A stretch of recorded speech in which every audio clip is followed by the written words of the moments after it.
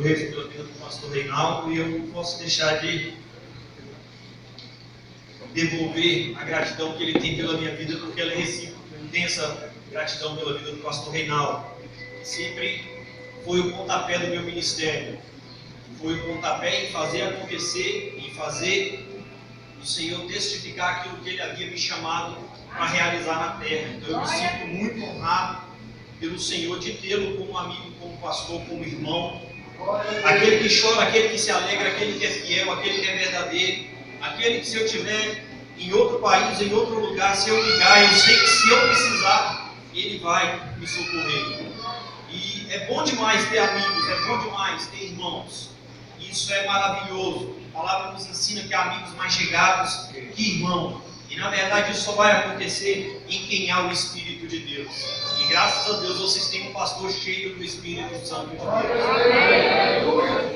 Eu louvo a Deus pela família dele, família guerreira, todos são da obra do Senhor. Eu oro para que Deus os fortaleça, os guarde cada vez mais e mais e faça romper cada vez mais.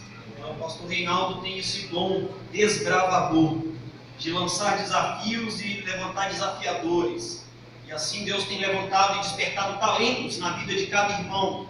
Quando Ele diz que ora por você, não tenha dúvida. De vez em quando você vai receber umas mensagens 3 da manhã, orando por você. Mas meu Deus do céu, o Senhor não dorme não, Senhor. Você é perdido, nossa, você é espírito de confusão, né? Deus vem intercedendo por você. E às vezes você está bravo, recebe aquele versículo e ele vem para te encorajar. E muitas vezes eu fui socorrido por esses versículos. Muitas vezes eu quis desistir, muitas vezes cansar, muitas vezes desanimar. Mas bem-vindo ao Evangelho do Senhor Jesus, porque nós cansaremos, nós teremos fadiga, sim, teremos, mas não seremos abatidos, porque maior que está em nós do que aquele que está em nós. Deus é Deus conosco, Deus é Deus em nosso favor. Você pode abrir a Bíblia no Evangelho de Lucas, capítulo 3, do verso 1 ao 18, sem perdermos tempo. Eu vou fazer essa leitura rapidamente. Você vai abrindo aí, dando glória, até porque tem outro culto, tem mais irmãos também para ser ministrado, para receber a palavra de Deus, amém? Glória a Deus. João capítulo 3, do verso 1 diz assim, Lucas, Evangelho de glória, está ligado, né? Está todo mundo ligado, dá uma glória aí, irmão. Amém. Deus é bom demais, assim cumpre a palavra do Senhor. Se o Senhor te pede para fazer algo, é para você fazer a lei. Eu peço glória, você fala glória a Deus, olha que maravilha. Esse é o mistério do Evangelho. Quando o Senhor te pede algo, faça a lei, não só faça aquilo que foi pedido, porque Deus há de recompensar e abençoar cada vez mais. No 15º ano do reinado de Tibério César, sendo o cônsul Pilatos governador da Judéia, Herodes tetrarca da Galileia, seu irmão Filipe, tetrarca da região da Itureia, e Traconix, e Lisânias, tetrarca de Abilene, sendo sumos sacerdotes, Anás e Caifás, veio a palavra de Deus a João. Você pode repetir isso comigo? Veio a palavra de Deus a João, filho de Zacarias, no deserto. Ele percorreu toda a circunvizinhança do Jordão, pregando o batismo de arrependimento para a remissão de pecados, conforme está escrito no livro das palavras do profeta Isaías: voz do que clama no deserto, preparai o caminho do Senhor, endireitai as suas veredas. Todo vale será aterrado, e nivelados todos os montes e outeiros. Os caminhos tortuosos serão retificados, os escabrosos aplanados, e toda a carne verá a salvação de Deus. Dizia ele, pois, às multidões que saíam para serem batizadas: raça de víboras, quem vos induziu a fugir da ira vindoura? Produzi, pois, frutos dignos de arrependimento, e não comeceis a dizer entre vós mesmos: temos por pai a Abraão, porque eu vos afirmo que destas pedras Deus pode suscitar filhos a Abraão. E também já está posto o machado à raiz das árvores. Toda árvore, pois, que não produz bom fruto é cortada e lançada ao fogo. Então as multidões o interrogavam, dizendo: que havemos, pois, de fazer? E respondeu-lhes: quem tiver 2 túnicas, reparta com quem não tem. Quem tiver comida, faça o mesmo. Foram também publicanos para serem batizados e perguntaram: mestre, que havemos de fazer? Respondeu-lhes: não cobreis mais do que o estipulado. Também soldados lhe perguntaram: e nós, que faremos? E ele lhes disse: ninguém a ninguém maltrateis, não deis denúncia falsa e contentai-vos com o vosso soldo. Estando o povo na expectativa e discorrendo todos no seu íntimo a respeito de João, se não seria ele porventura o próprio Cristo, disse João a todos: eu na verdade vos batizo com água, mas vem o que é mais poderoso do que eu, do qual não sou digno de desatar-lhes as correias das sandálias. Ele vos batizará com o Espírito Santo e com fogo. A sua pá ele tem na mão, para limpar completamente a sua eira e recolher o trigo no seu celeiro. Porém queimará a palha em fogo inextinguível. Assim, pois, com muitas outras exortações, anunciava o Evangelho ao povo. Amém? Amém. Glória a Deus. Anunciava o Evangelho ao povo. Que fantástico, esse texto é maravilhoso. Queridos, esse texto ele fala para nós a respeito de João Batista e nos ensina a essência do verdadeiro Evangelho, a essência do Evangelho de Cristo. E esse texto ele traz algo que me confronta e deve te confrontar também acerca da palavra de Deus. Aquilo que nós repetimos aqui: veio a palavra de Deus a João. Eu preciso entender isso. Veio a palavra de Deus a mim. Você pode dizer isso? Veio a palavra de Deus a mim. A palavra de Deus veio até nós. O que nós faremos com isso? Que palavra é essa? De quem é essa palavra? O próprio João pregando a palavra do Senhor. E esse contexto que traz aqui: soldados, publicanos, pessoas que vinham até João para serem batizadas, para receber a palavra de Deus.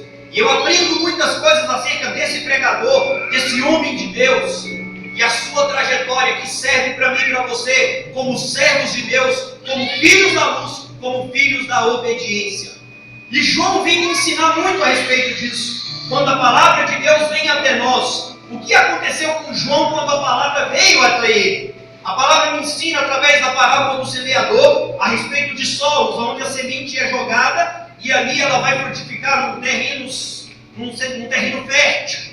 E essa fertilidade do terreno, ela vai surgir na minha vida e na sua vida através daquela instrução que Deus nos ensina através de Caim. Quando a palavra de Deus vem a nós, o mal continua batendo na porta do nosso coração. E Deus ensina como ensinou para Caim: cumpre a ti dominá-lo.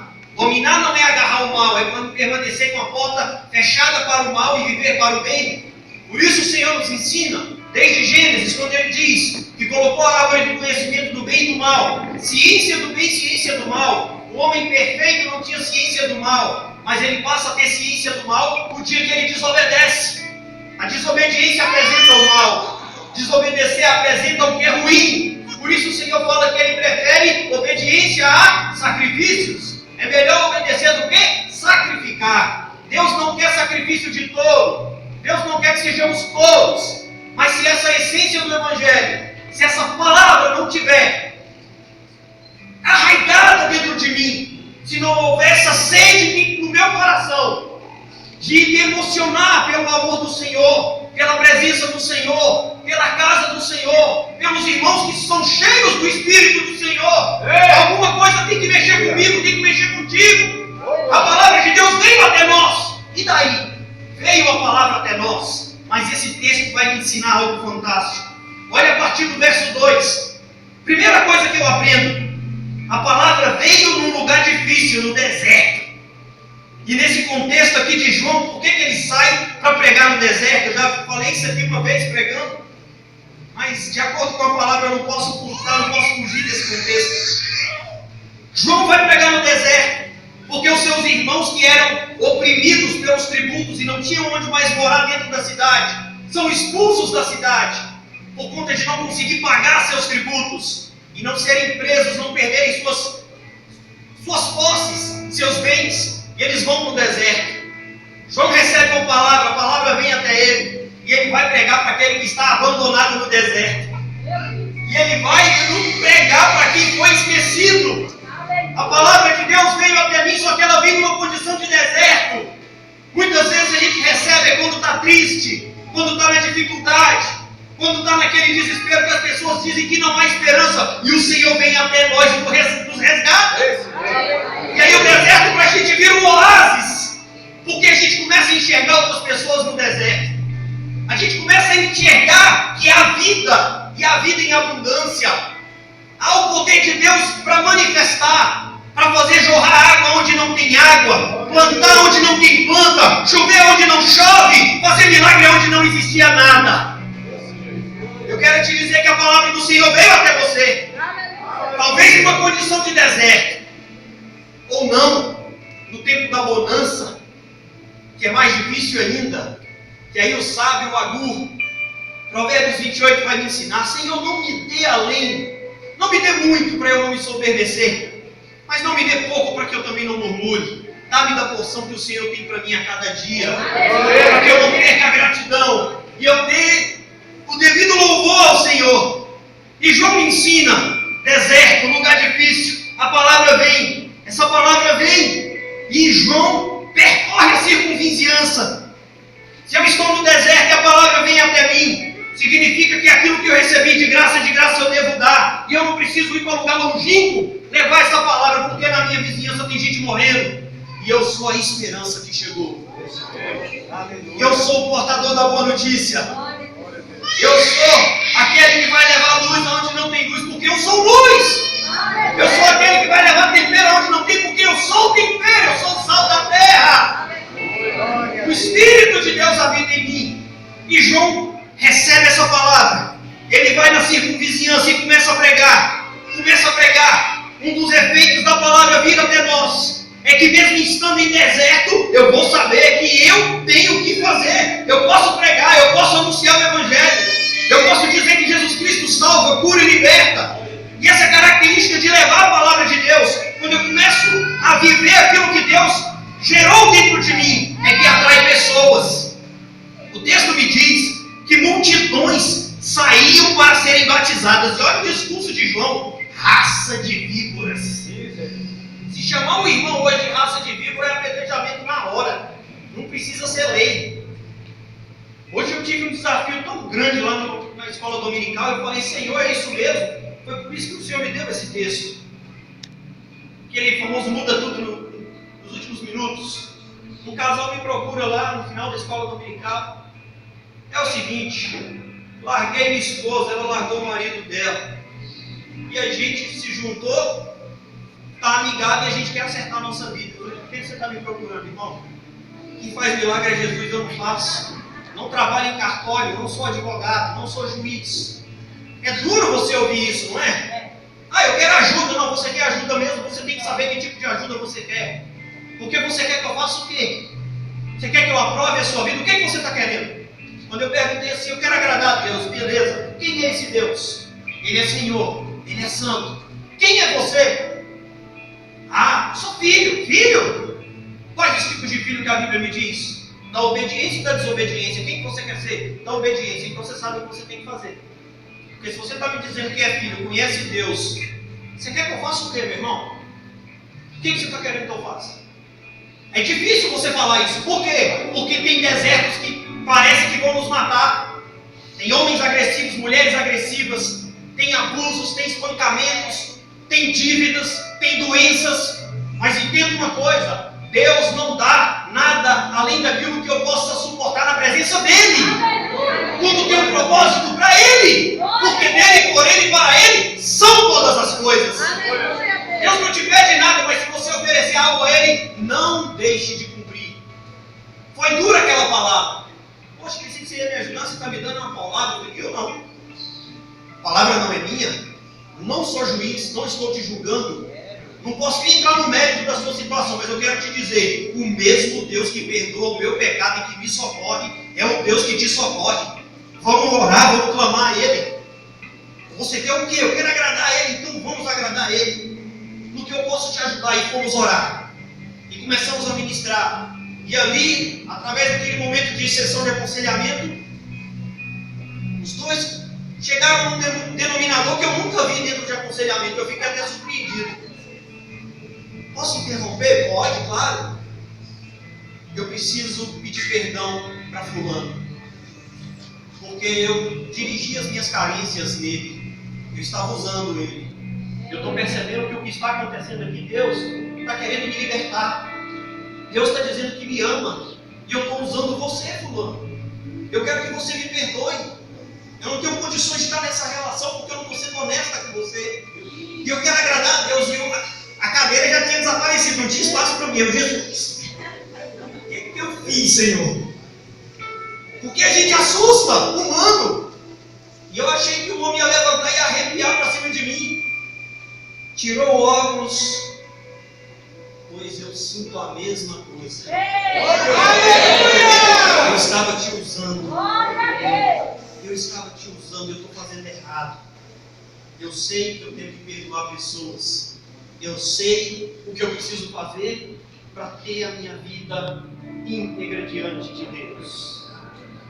E irmão, não tinha espaço para eu ficar no mar, por dentro estava explodindo em glória. E Jesus, dessa vez eu não vou apanhar por tantas coisas difíceis. É um discurso duro, ele só dá pancada para quem está falando. Você acha que João recebeu o quê? Ele recebe a palavra no deserto. E ele, com aquele discurso de arrependimento, ele começa a pregar o nome do Senhor Jesus. Ele começa a pregar para aqueles que foram abandonados. E através disso, aqueles que os perseguiam começam a ir atrás dele. Publicanos, soldados, para serem batizados. Entenda uma coisa, quando a palavra vem até você e você abre a tua boca, deserto vira oásis. Aonde tinha morte vem vida. Aonde tinha tristeza vem alegria.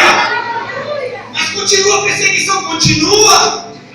Entenda, eu não vou gastar tempo para te convencer de nada, não. Deus me trouxe aqui nessa tarde para te dizer que a palavra veio até nós. Nós temos que pregar, nós somos ensináveis. Nós somos aqueles que vamos levar a esperança para as pessoas. E João cumpre esse propósito. Olha que coisa fantástica esse texto. Verso 7. João começa a atrair pessoas, as multidões que saíam para serem batizadas. E esse discurso difícil. E ele continua, lá no verso 10. Multidões começam a interrogar. O que havemos de fazer? O que nós vamos fazer? Eu quero essa salvação. Essa palavra ela é poderosa. E o texto continua ainda. Vai falando dos publicanos. Mestre, o que havemos de fazer? Como publicanos? Verso 12. Foram também publicanos para serem batizados. E perguntaram, mestre, o que havemos de fazer? Verso 14. Também os soldados perguntaram, e nós o que faremos? E ele disse, a ninguém maltrateis. Sabe, quando as pessoas nos procuram, muitas vezes elas querem tapinha nas costas. Elas querem aceitação. Elas querem justificação para aquilo que elas querem fazer. Mas entenda uma coisa, o que vai transformar é a palavra que veio até nós. Não é a palavra que eu quero, não é a palavra que a pessoa quer, mas é a palavra que Deus tem guardada para nós. Porque há ministérios, há vidas clamando no deserto, morrendo, porque os impostos engoliram elas, porque as enfermidades engoliram elas. Mas quando ela encontra um João Batista, o que eu vou fazer? O que eu faço para receber esse Jesus? O que eu faço para viver essa esperança? O que eu tenho que fazer? E João pega aquilo que é mais pontual. Qual era o mal que você fazia? Não faça mais, restitua. Você maltratava, trate bem. Fazia mal, faça o bem. Odiava, ame. A palavra de Deus veio até nós não podemos ficar sem perdoar. Tem pessoas que continuam no deserto porque não perdoam. Tem pessoas que continuam no deserto porque não restituem.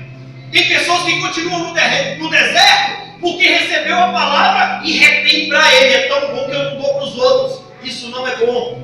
Porque o bom de Deus é para servir ao próximo. O bom de Deus é entender que eu sou limitado, que eu não dou conta de fazer nada sozinho. Mas o Espírito de Deus vem, toma todo o meu ser e através desse amor ele me faz servir. Com gratidão, com graça, com alegria, com dedicação.